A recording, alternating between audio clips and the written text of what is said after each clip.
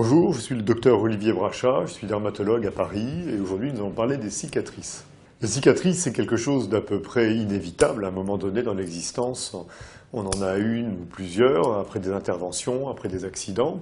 Alors la cicatrice, la nature fait bien les choses en général et la cicatrisation s'opère de façon régulière. On verra toujours la marque de la cicatrice, une zone un peu plus lisse, un peu plus claire, un peu plus distendue.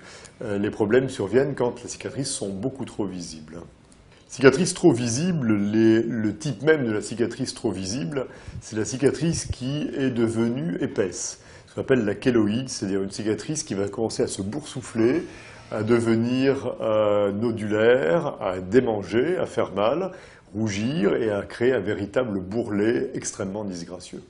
La cicatrice kéloïde est donc une cicatrice qui va se boursoufler et qui survient même quand l'intervention, par exemple, a été faite de façon optimale, sur certaines régions, en particulier là, sur le devant du corps, en presternal, sur la zone des épaules, sur la nuque également, sont des zones qui sont connues pour cicatriser mal et pour faire des kéloïdes. Néanmoins, certaines personnes ne peuvent cicatriser que sur ce mode-là. Alors c'est assez ennuyeux, on s'en rend compte assez rapidement. La première cicatrice commence à faire une kéloïde, les suivantes vont en faire également, et même ça peut même aller jusqu'à une simple piqûre d'aiguille pour un vaccin qui va déterminer l'apparition d'une kéloïde, c'est-à-dire d'une espèce de nodule boursouflé et particulièrement disgracieux.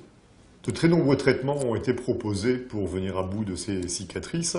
Celui qui finalement retient qui est adopté à l'unanimité, qui offre les meilleurs résultats, consiste à injecter en intralésionnel, c'est-à-dire dans les cicatrices elles-mêmes, et à intervalles réguliers, un produit qui est à base de cortisone et qui va faire s'effondrer ce bourrelet cicatriciel.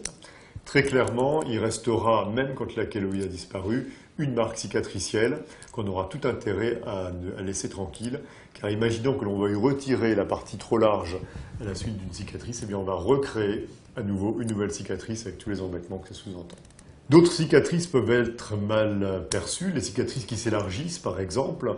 Dans ce cas-là, on peut proposer d'opérer ce qu'on appelle un rapprochement des berges, à partir du moment où il n'y a pas de trouble de la cicatrisation. Il faut garder à l'esprit qu'il y aura toujours une cicatrice au bout du compte. Ce n'est pas quelque chose qu'on peut faire disparaître comme par un coup de baguette magique. On a proposé depuis maintenant des années, depuis que les lasers existent, on a proposé de traiter les cicatrices par laser. Les résultats sont globalement décevants parce que fréquemment les patients s'imaginent qu'ils ne vont plus avoir du tout de cicatrice. En réalité, il reste toujours une zone cicatricielle, éventuellement un peu moins visible, mais néanmoins une cicatrice.